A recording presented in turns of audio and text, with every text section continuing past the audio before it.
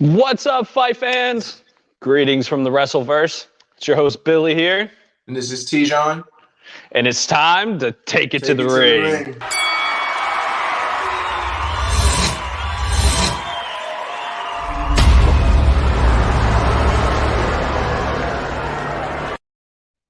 Hey, fight fans. So we have a great episode of WWE Raw we're going to be reviewing today. What do you think of this episode, this man? One was live from Ohio. Raw came out with another fantastic performance, of course, man. It's all leading up to Royal Rumble. We're now 4 days away. Finally. I know, man. I'm getting pumped. I'm so excited. Yeah, so honestly, if I'm being perfectly honest, I was ready to already scrap this because I'm ready. You know, they built it up so much. But, I mean, honestly, there were still some really exciting matches. They still did what they had to do, still building up that momentum to that very last day, man. I'm excited. Yeah, we got to see some Damian Priest, KO beef. We got to see Austin Theory and AJ Styles just go absolutely crazy. Yeah, but we'll get right into it. So the night starts with Adam Pearce right in the center of the ring with the big scale for the big weigh-in with Bobby Lash and Brock Lesnar. Yeah, man, and it was a pretty it was a real kind of tense time in that ring. First off, how strong does Bobby Lashley look, man? Like, I didn't think he could look more cut, but he's definitely still prepping for, him and Brock Lesnar's showdown on Saturday. Oh, yeah, man. They did a little promo in the beginning of it, showed him working out, had these huge chains around him. The guy is looking fantastic. He is in fighting shape for sure. Definitely. And, Brock Lesnar really wasn't taking it seriously still. He seems to really be, like, on cloud nine still, really cocky. He has that swagger. He didn't even undress for the weigh-in. He was just like, come on, let's get it over with. Did you see Adam Pearce try to announce Brock? And he's like, no. Paul Heyman, he comes out. He's like, no, we're ending this. I'm tired of people stealing my shtick. Nobody announces for Brock Lesnar other than me. And he gives him a proper entrance. It was pretty cool. Though. Paul Heyman got it, man. If anybody's going to introduce Brock Lesnar or anybody, shoot, if I had to pick somebody to introduce me in my daily life, it'd be Paul Heyman. You know what I mean? That'd be a great entrance everywhere you go. You can walk into Chili's. Exactly. But and then Brock, like you said, he comes out, man. He's just looking like a clown, man. He is a clown. I love it. Yeah, like he's just like, he just has this kind of confidence about him. I mean, it's well earned. I mean, he has this ridiculous resume of all these championships. So it's just like, who can beat me? Like, somebody's gonna have to prove to him that he can be beat. But Lashley really took that kind of like as an insult. You can tell he was getting really annoyed because he was like, like, you need to take me seriously. And even told him, he vowed that this was gonna be his shortest title reign in his career. And that's some strong words. Yeah, man. Yeah. What, he ended up winning Bobby Lashley's 277? Yeah. It's a stout guy. And then Brock Lesnar, he came in at 286, but he didn't take any of his extra clothes. I mean, he took his hat off, I guess. Yeah, after Corey Graves kind of had to push for him to do something, but he wasn't trying to hear any of it. Oh, it was great. What about the little joke he did right at the end? Brock Lesnar, he's like, oh, I can see it now. Bobby Lashley beats Brock Lesnar in the Hurt Locker. And the winner and the new champion is Bobby who? Yeah. Well, that just reminded me of, remember last week when they kind of faced off and they did like the knock and it was like Bobby who? And he was like, exactly. Like, it was great, man. I cracked up. And then he just has this like crazy kind of grin, smile, looks like a sociopath, and just walks off. I mean, but that's the thing, because he's just trying to get under Bobby Lashley's skin, but he doesn't realize that, the more angry you make Bobby Lashley, the more dangerous he becomes. I think that we may see an upset, or at least he's going to start putting some respect on Bobby Lashley's name after this fight. Oh, Brock Lesnar is in Bobby's head, man, for sure. Definitely. So you can see it. Yeah, but the next fight card of the night, we had Bianca Belair versus Queen Zelina. Yeah. And Queen Zelina was really competitive in this fight, but I gotta give it to Bianca Belair, man. She's just way too strong, way too athletic. It was a really, really good showing for the both of them, but definitely for Bianca Belair. Oh, yeah. Belair comes out first, and she has her great entrance, whipping the hair. The crowd loves her, man. Yeah, definitely a fan favorite. But, even though Zelina's the queen, she kind of got a couple boos, and she came out next. She had the belt and the crown, just looking great, but I heard some boos. I was kind of surprised. I mean, when you're going against somebody who everybody loves, like Bianca Belair, you're gonna get some boos, man. Like that's just a given. Dude, Belair just came out hard and fast from the start. So, picked up Zelina like she was nothing. Just tossed her outside of the ring. Yeah, like she was just like Queen Zelina.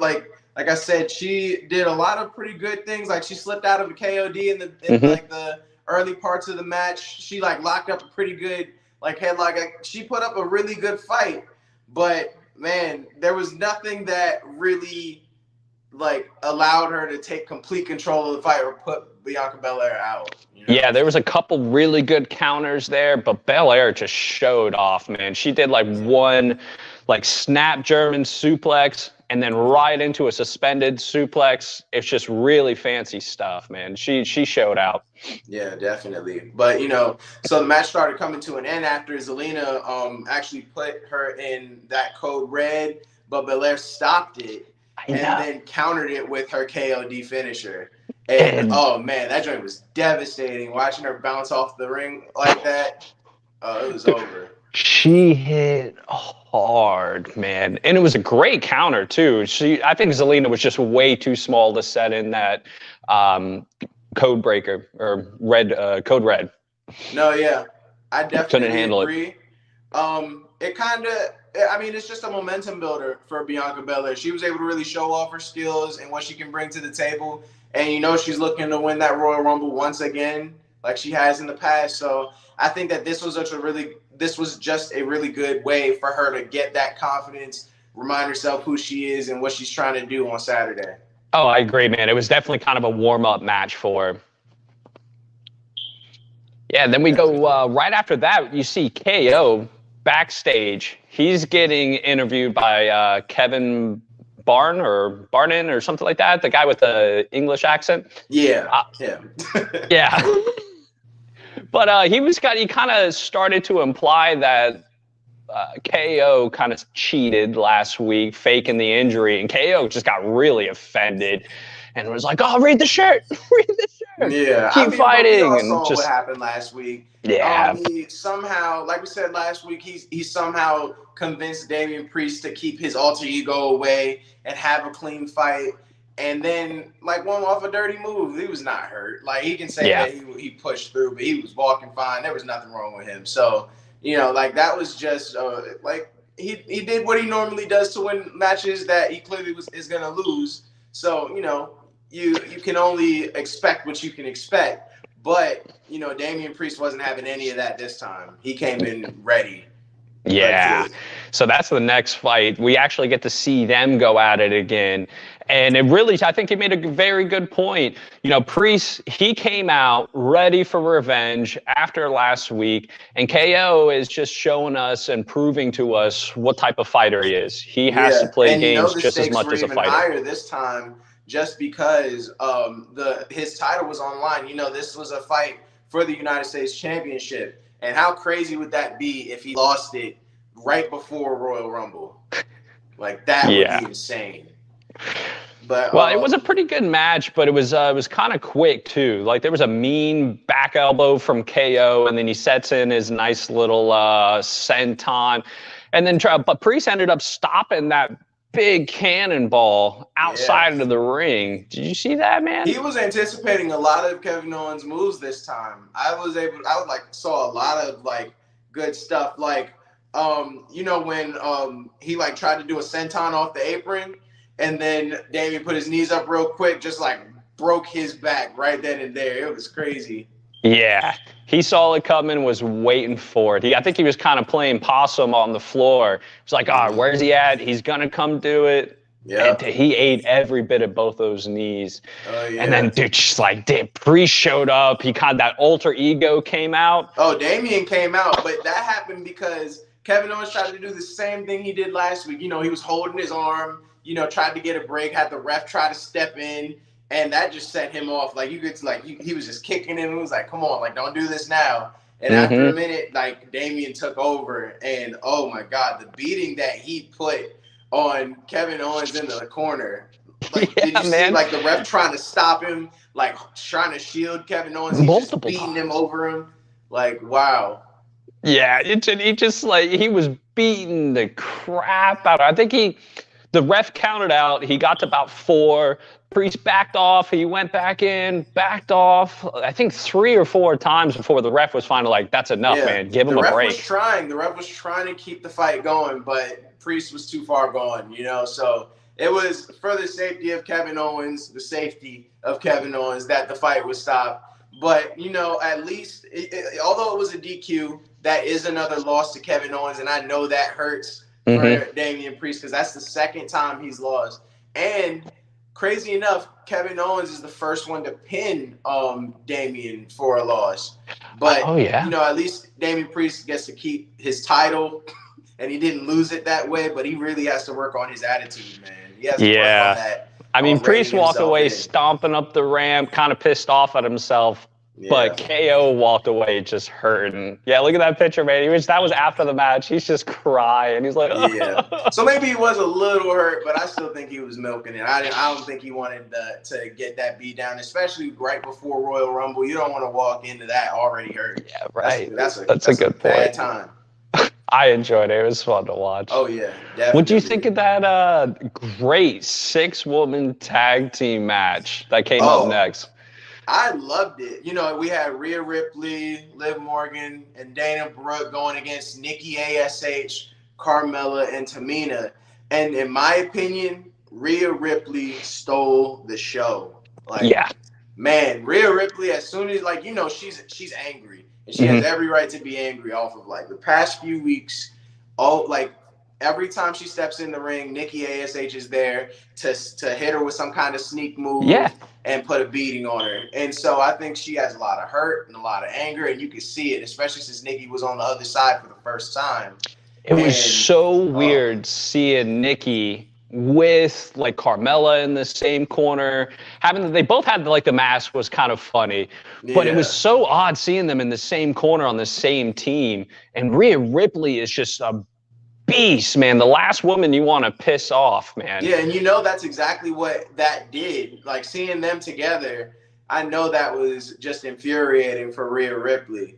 And, I mean, she tore into everybody. Look at that. Like, I've never seen that kind of hold before. She, like, did some kind of inverted figure 4 with, like, a headlock twist to it. Yeah.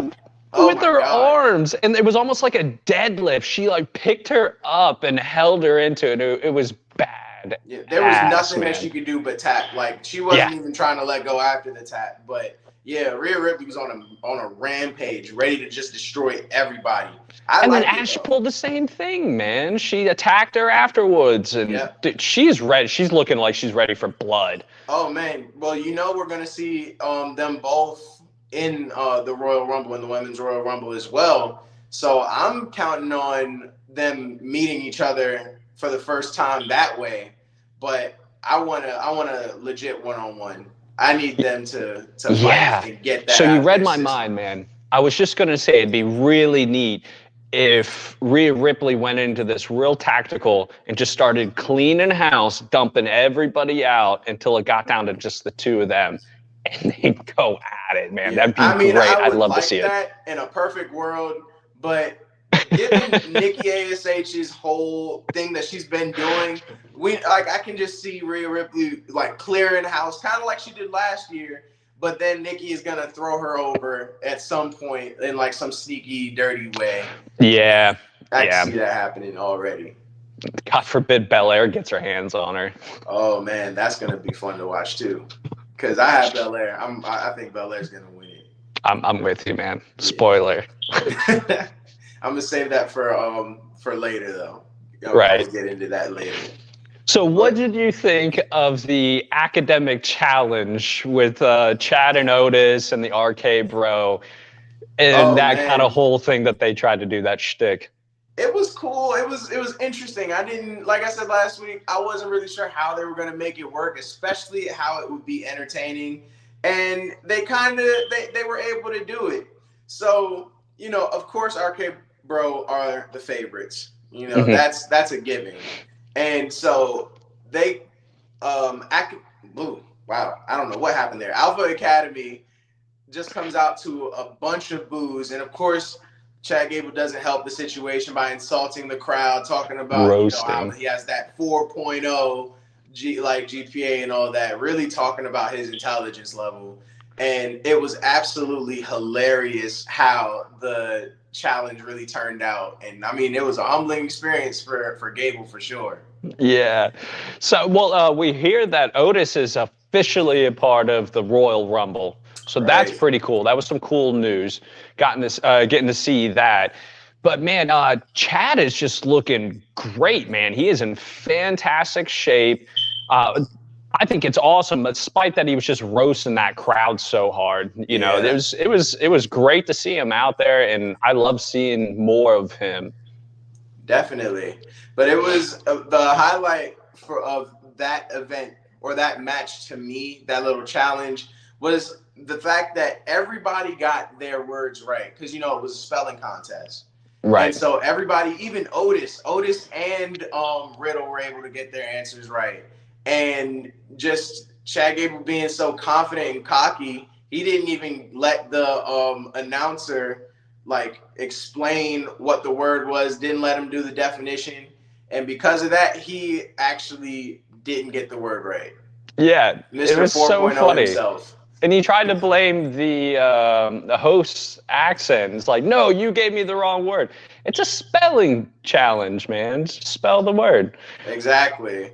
And Riddle cracked me up, though, man. Didn't take too kindly to that. He was just getting more and more annoyed with his mouth. So he challenged him to a one-on-one right then and there to shut him up once and for all.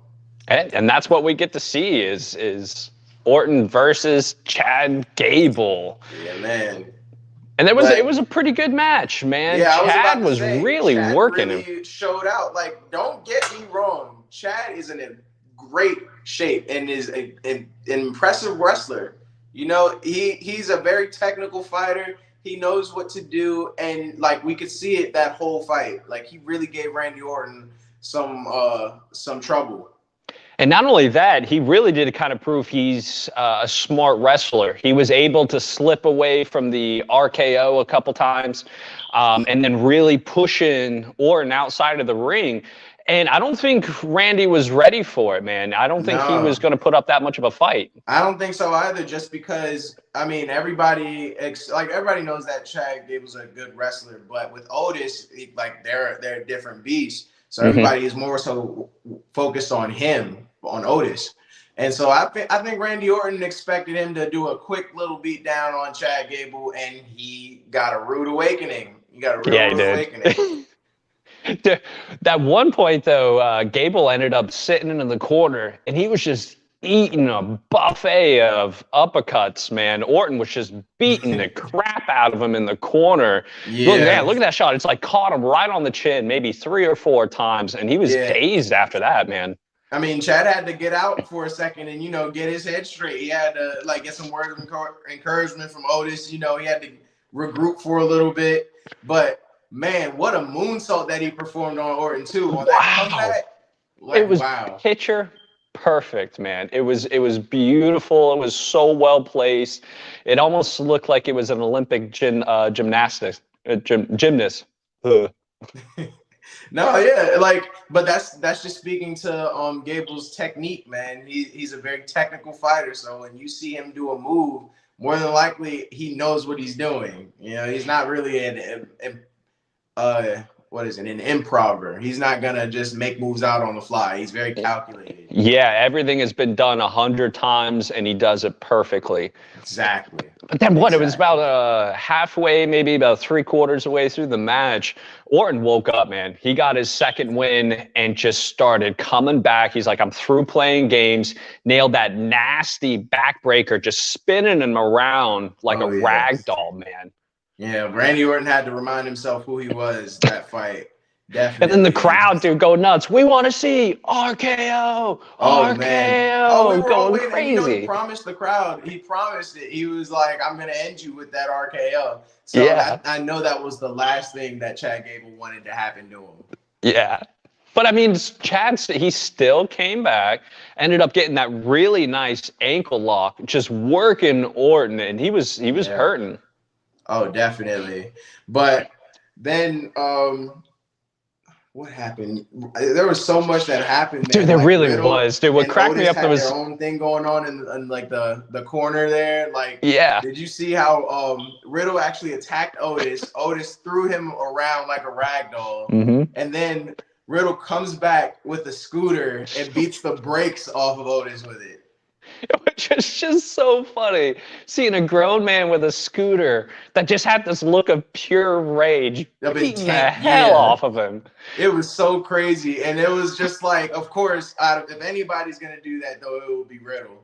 Like, he needed something. And I mean, he beat the crap out of Otis. Like, wow. I'm sure he's feeling it today, man. Oh, definitely. But of course, you know, you got Randy Orton finishing it off, RKO. Taking the win. We all saw it coming. He delivered, gave the crowd what they wanted, and I was happy. I'm very happy that he finally did too, because it was like, finally, yes. Yeah. Hit him with it. And of course, Gable couldn't recover. So that was it. And then Riddle actually took the mic and let everybody know what the next challenge is going to be. Yeah. And that's going to be a scooter race. And nobody looks excited about it but Riddle. Yeah. Yeah, I'm Randy's. I think to see how Otis will look on a scooter. Well, he's gonna have to get an extra like plus size scooter or something like that. I don't think they even make them. They're gonna have to like make one for him. Or he's just gonna fall and to get DQ'd. That's gonna be pretty funny. More than likely, I think that it was a real calculated move. But I don't even think that Riddle knew what he was doing. I think that he was just going with the flow as he made it up on the spot, man. And it worked out though. It worked out for sure. And like Orton just kind of looks like he's used to his shenanigans. He just kind of rolls it off. He's like, all right, whatever. Come on, little buddy, let's go. Right, exactly. And then you had, what about that whole thing with Vince McMahon and Austin Theory again? Meeting backstage. And he kind of tried to like negotiate getting a later spot in the Royal Rumble because Austin Theory is going to be in the Royal Rumble as well. And Vince McMahon was really like annoyed at that request, and then told him, "Guess who you're facing one-on-one tonight? AJ Styles, man, and you better come back with a good selfie." Yeah, a decent one. I want a quality one this time. Oh, so man. I was a bit torn. It's like, did he give him this match to punish him? Or is it just him making his way, Austin Theory making his way up through the ranks? I think it was because, about 2 weeks ago, AJ Styles and Austin Theory actually had a match. And then Grayson Waller came out of nowhere and, interfered with it. And that was the end of that. So I think that Vince McMahon was like, you got saved because you were about to lose. But we don't lose here. So you need to go back out there and prove yourself. That's right. I forgot about that match. That was some silly nonsense. It kind of made me not like Waller a little bit more. But anyway, I digress. So first up, that's what we get to see. That's the next fight card. We get to see AJ Styles versus Austin Theory. And AJ comes out first, man, hyping the crowd up. Great entrance, as always. Yeah. I mean, Styles in his name. Yeah.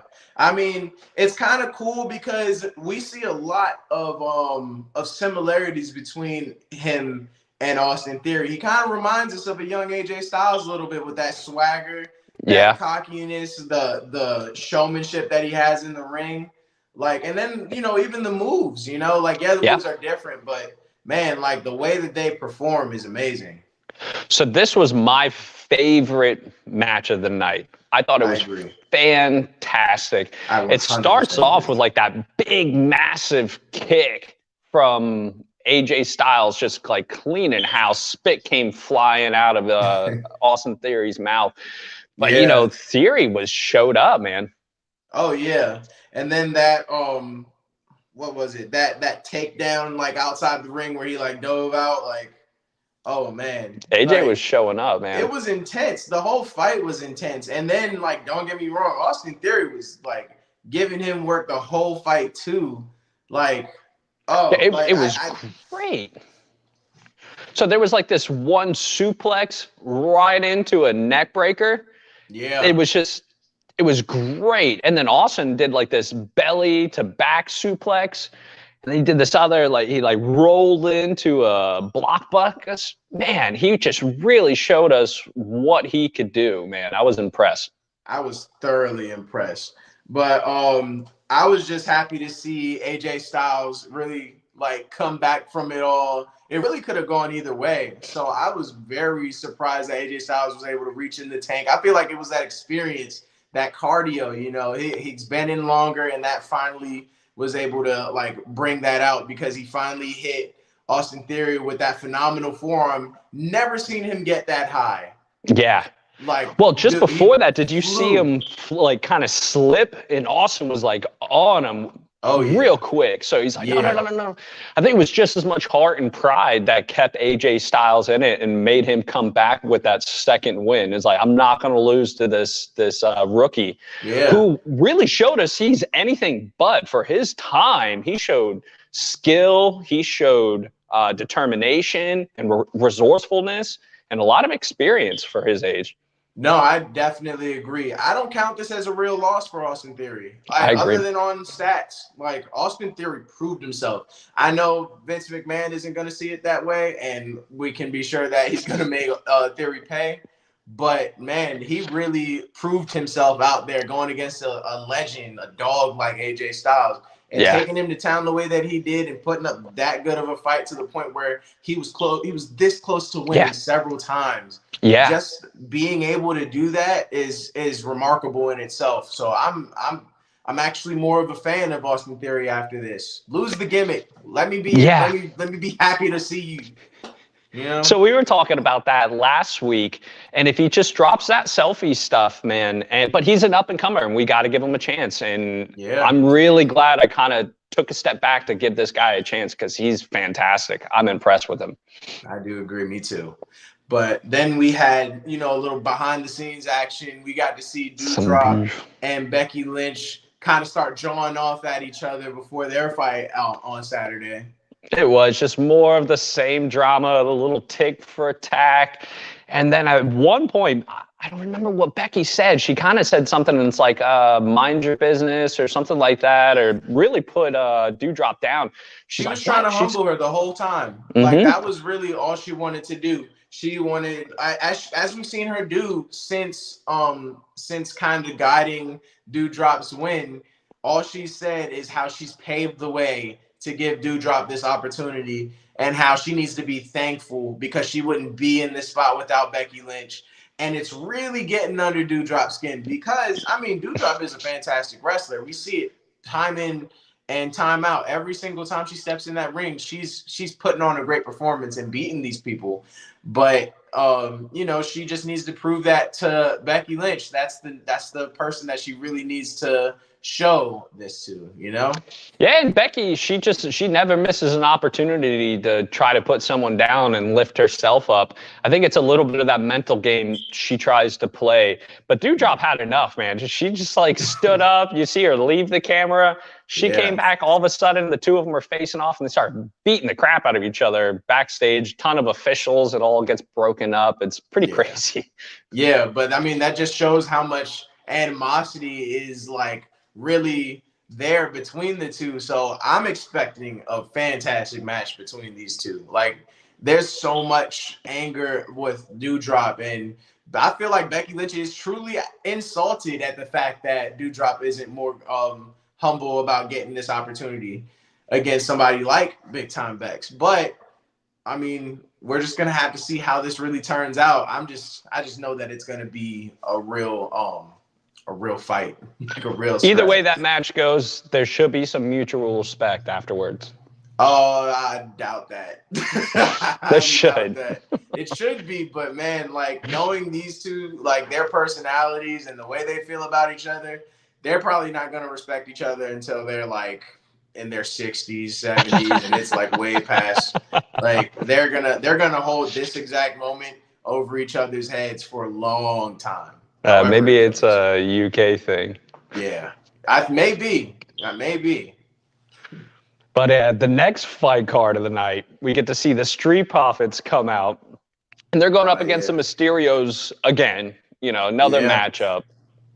And but, they were teammates last week too. You know, they were all on the same team last week, which was really cool. So seeing them go against each other was you know, it wasn't surprising, but it was a little confusing. But I really liked the fight. It was an impressive fight. No, I was excited. I thought it was cool. Yeah, they were teams last week. They were in the same ring, but why not? They're tag teams. Let's go up. You can have friendly competition. And it was a fun match to watch, you know? Yeah, I think that's all it really was. It was just like a fun match to watch, but what a match to see, in my opinion. Like, there's not a lot of tag teams that can match that athleticism and like that high flying stuff that the Mysterios bring in the ring every time that they step in. But the Street Profits do that, man. And I am a big fan of Montez Ford. Like, oh my God. Yeah, he gets so much air. But, you know, Dominic, he's really coming up into his own. He did that nice little Suiciana. I think that's how you say it. I always say it wrong. But diving in between the ropes and in between his dad's leg, just taking Dawkins out. Yeah, it was pretty cool. I still think what I said last week holds true, man. He's gonna be the next Mysterio that like takes over his father's legacy, and I think Rey Mysterio is really starting to see that. And you can tell every time like they step in the ring, you can hear when they're talking to each other backstage. He's really grooming him to take his place, and like it's gonna happen. I'm 100% sold that is exactly what we can expect in the future. Yeah, it was funny you say backstage. They were kind of getting interviewed, and right at the very end, Dominic's like, "Oh yeah, you taught me a good lesson last week. Tossed me out of the ring. You know, you're gonna be the first one I toss out of the ring." Talking to his dad, he's like, "Oh no, you're just joking, right?" And Dominic walks off. He's like, he's just a kid. He's joking. Mijo. No, I expect it. I definitely expect that to happen. It was funny. It made me laugh. But Ford was showing out, man. Oh my God, man. Yeah. What about that? Yeah, like that Superman pose that he did flying out. I mean, he was in the air so long. Like all that the Mysterios could do was just like watch this dude come at them. Like, I mean, I was just in awe myself watching this man fly out the ring. Look at the hurt, man. It was so hard to get that picture because he came flying out so fast, and I wanted to make sure to get that like that Superman because it was totally worth it. It was an amazing kind of move and speed and power. If there's if there's anybody that can match that high flying stuff that we know the Mysterios bring, it's Montez Ford. And even Angelo Dawkins has a little bit, but he's just bigger, so he can't get that high. But he does a lot of cool stuff too, and is really athletic for his size. Yeah, it was definitely a good match. But what about like right at the very end, the Street Profits? They kind of do this little tick for tack. I think it was Dantes that tossed Ford out of the ring, kind of getting ready for the Royal Rumble. What happened was who was it? Dominic tried to throw Rey Mysterio out. Mysterio counters it. You know, Rey Mysterio just is known for his crazy countering ability. So he was able to like make his son fall out again. But then he fell because of Montez Ford. And then Angelo Dawkins comes out of nowhere and knocks him out of the ring. Yeah, it was funny. Well, Ray ended up winning that match with a great counter. That was fantastic. I think it was like coming out of a power slam, set right into a roll up. That was an amazing win. Yeah, I mean, they weren't even ready for that. You know, like it was just an incredible move. And once he was stuck in it, that was it. Yeah, that was the pin. He was sitting down on him.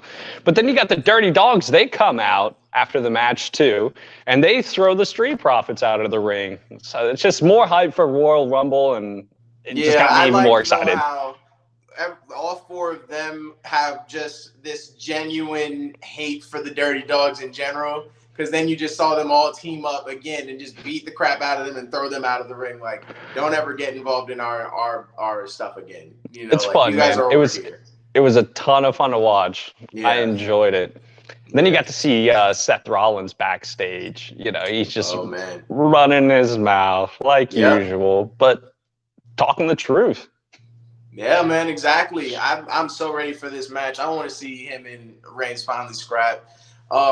He's clearly in the head of the champ, and he's just like making it so that he's more and more in his head. You know, we haven't seen Roman Reigns give a real interview, hasn't seen him talk about it.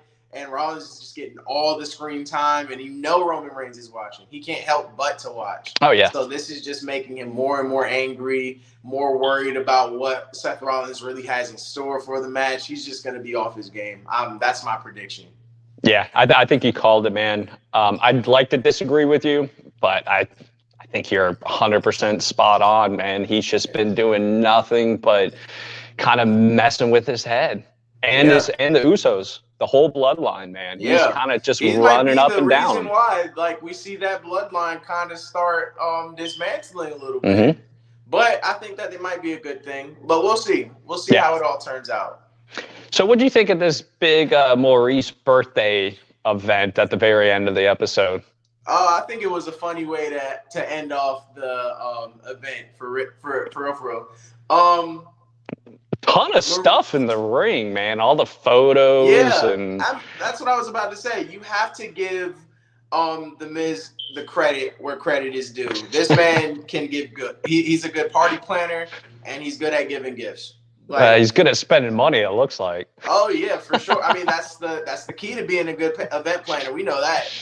You know, but I mean, he did it in style, and it was actually kind of cool to watch. Of course, the fans were like a little like iffy about it, but he did get some people to like stand and sing happy birthday to him. The one thing I really didn't like though, and I'm sure nobody liked, was when they showed the brick. They made like this whole big build up thinking that the Edge and Beth were in that big box, and it just was a table with the brick that he hit Beth with.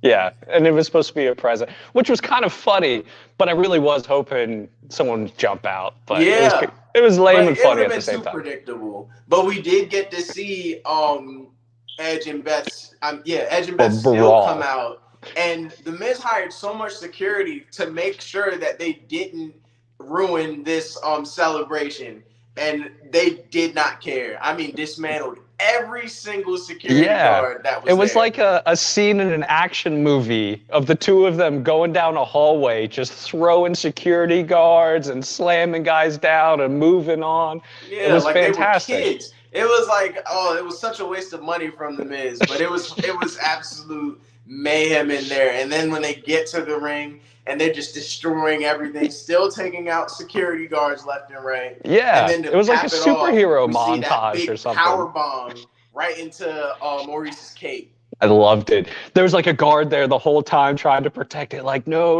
and you hear the Miz like, no, not the cake, not the cake. You know, and those just kind of picks cakes him are up real and slams the dude into it. Yeah, those kind of cakes that probably cost something. Probably was up there with one of the more expensive things up there. So I'm sure he was furious off of that. I thought it was fantastic. I loved it. And you called it, man. Last week you said Ed was going to show up, and man, he did. Yeah, it was fun. There was no way after that incident with the brick. I'm just surprised that Edge didn't come after them himself, because that's what I was really expecting. Yeah. Well, but we'll see what happens Saturday. Yeah. Oh man, Saturday's gonna be awesome. I'm so ready for it. It's too electric. There's too much tension. There's so much bad blood between these matchups. It's gonna be amazing, guaranteed. But here on Take It to the Ring, you know, we like to rate events on a scale of 1 to 5. So 5 stars being fight forever. 4 and stars, then you got this 4. is awesome. 3 stars, you still got it. 2 stars being what? And 1 star, boring. Like, you might as well just watch us. Like, yeah, we'll make it more entertaining. For sure. But I'm really comfortable giving this fight 3 stars. Yeah, I went into this kind of seeing a lot of the fights leading up to it, and went into it kind of thinking it was going to be pretty boring. A lot of the same repeat matches, a little bit more of the same from the last 3 weeks. But I'll tell you what made it a really, really good episode was the AJ Styles and Austin Theory match. That was fantastic, man. I 100% agree. That was my favorite match. I think that was everybody's favorite match. I think we're expecting kind of a filler episode just to like get us through to Saturday, give the fighters a break. And the promotion said, no, that is not what we're doing. That's not what we're about. And man, they put on a great show. I just think that they did take a little step back compared to their last few weeks and their performances that they did, but this was still a highly entertaining fight, and it had no negatives to it. And exactly, that's why I find it very hard to try to give it like a low rating like that, because a lot of the matches were really good. So I thought it was great. Yeah, same. I'm very happy with how it went, and I am 100% invested, as I've been for the past few weeks now, on how Royal Rumble's going to go. Like, this has to be a 5-star event. I'm going to be so disappointed if it's not a 5-star event. Oh, it has to be. How can it not, man? You're going to see 60 wrestlers fighting. Yeah, it's too good. It's way too good, and I cannot wait for it. Yeah. All right, guys. Thank you so much for watching. You're amazing. If you like what you see here, please take a moment to leave a comment, like, share, subscribe, of course, and make sure you check out our sweet merch. There's a couple links down there. Ladies, there's some awesome stuff for you as well. And until next time, Billy here. And this is T-John. And don't stop believing.